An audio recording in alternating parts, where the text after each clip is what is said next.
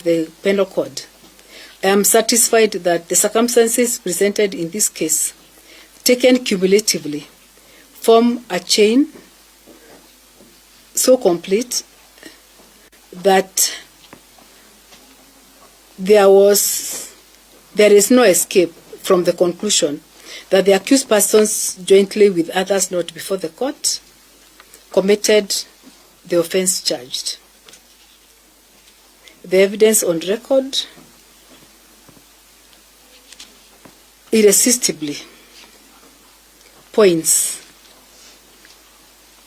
to the fact that the accused persons with malice aforethought unlawfully caused the death of Sharon at the material time. It is therefore my finding that the prosecution has proved its case against the first, the second, and the third accused persons beyond any reasonable doubt. I consequently find each accused person guilty of the offense of murder, contrary to Section 203 of the Penal Code, as charged in Count 1.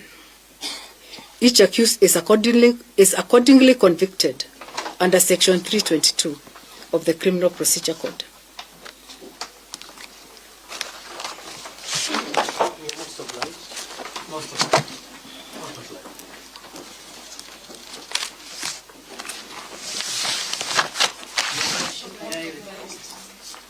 You